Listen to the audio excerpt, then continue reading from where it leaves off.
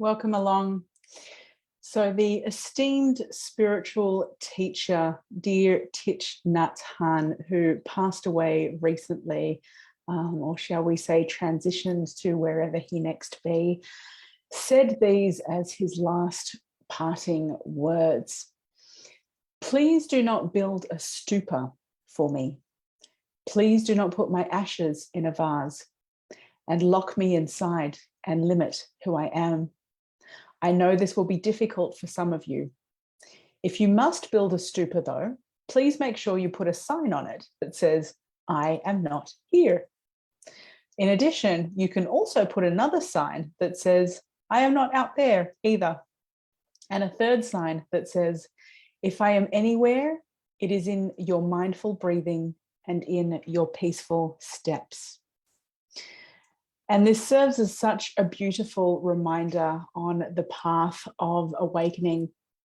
And for those who have had spiritually transformative experiences where it can lead us on such a journey of exploration, of discovering, of going into the inner world, right? From having such an outer focus on the outside world to perhaps all of a sudden being acutely aware of the inner realms, the subtle realms, the parts that are invisible through the physical eyes, but perhaps through other activated ways of seeing, being, hearing in our senses.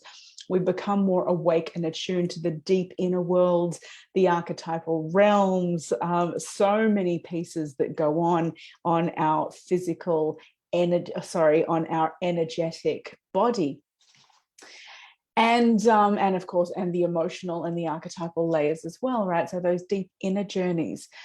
And they can also prompt the outer journeys. And so perhaps there is a quest that is awakened to go on a pilgrimage to a certain place or become part of a particular community. Or, I mean, in the world of limited international travel these days, it doesn't happen so much, but people go on retreats somewhere, or they want to go and spend more time in nature, go to a sacred space of sorts, you know, or even a place traditionally where people would go for prayerfulness. And so it can also prompt that in the outer world to go discovering and, you know, answering the call of where spirit is calling us to. So there is the inner, there is the outer. Then there is also the great beyond that can appear to not be on this physical planet Earth, or for Earth to be part of the entire cosmic picture that is there. And so many people in their spiritual journeys will have a connection to places, beings, ways of being beyond the realm that we understand our planet home Earth to be.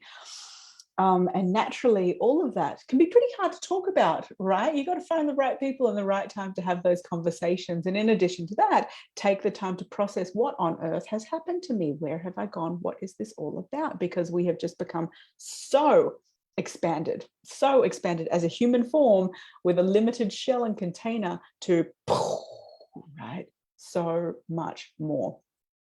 And tapping into that so much more is incredible, right? And yet the human container that we still find ourselves in has to integrate it.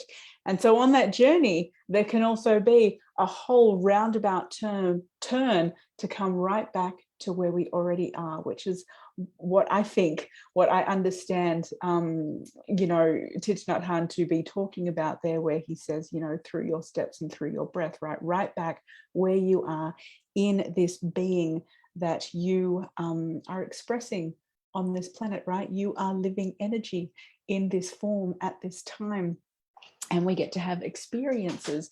And so spirit doesn't have to be, or a connection to spirit doesn't have to be something out there, something to chase, something to pursue, but a connection to where we already are, who we already are, and this moment that we are already in. And I was moved to speak today because we can get caught in this trap so easily, you know, of I have to go there in order to have greater connection, or I have to be part of that community. And when it can be helpful, don't get me wrong, it can be very helpful to consolidate and strengthen and enhance certain connections along the way. And maybe there's a point in time where that part of the journey is absolutely perfect.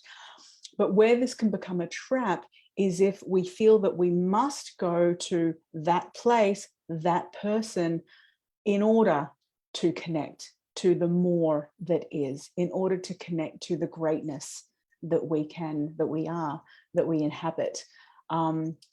Because then we become reliant, right? We become reliant on something external to self. And yet it's already here in this moment. And the beauty then, as we learn to connect with it in the moment, is to then see it through the everyday, experience it through the everyday, you know. And as I was reflecting on this talk this morning, you know, I'm thinking, look, the reason why we feel spirit in certain places that might on the outset have nothing to do with what we might call spiritual, and yet people go there and they feel alivened and invigorated and connected and hungry for more, is because spirit is present in certain places. So, you know, for example, musicians know this well, right? Maybe you've gone to a musical festival or a musical concert and you have been so moved, right? So deeply moved, and not only you, but the collective. And there has been a journey that has gone together, and you can walk out of that feeling, you feel somewhat changed, somewhat revived, somewhat transformed, and even as though a shift has taken place.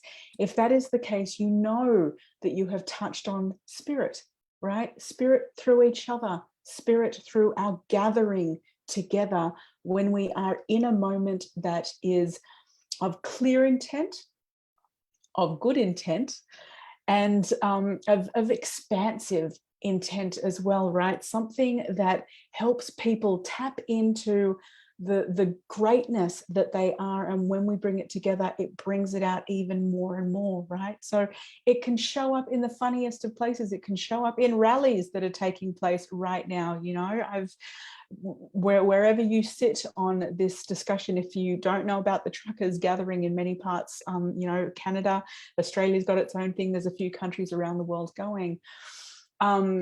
Whether you're in agreement with it or not, one thing I have noticed about these movements that are taking place is my observation and my participation in meeting with a convoy here in Australia is that spirit is so alive in these gatherings that take place, because there are people helping one another. You know, there is a clear mission, there is something going on, and people bring food and nourishment and give people showers and places to stay, and generosity comes pouring out in order to support one another, right? We see this when great tragedies occur as well. In Australia, we have our bushfire seasons.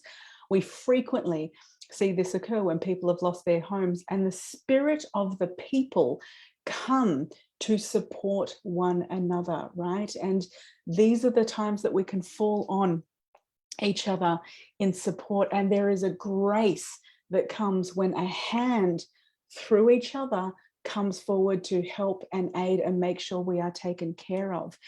And so we can know these moments where spirit is present because we feel held, we feel connected to one another.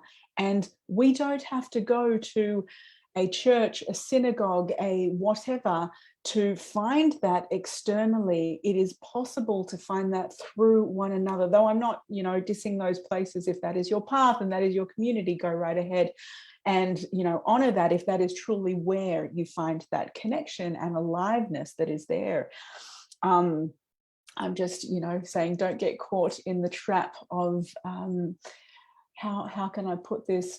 Don't get caught in the trap of just making the motions because you think it's the right thing to do, and that you're supposed to go to these places because you've been told that that is what is happening. This is how, you know, we get coerced into believing that our connection and our source is external to us. And, you know, I say this from a place of speaking to many spiritual experiences who have gone on religious pathways and raised within religious communities, and have at some point had a direct connection to something spiritual, something profound, something deep, and then perhaps gone to that community, whether it be the temple, the whatever, and it has not been heard or received very well because they're not supposed to have a direct connection.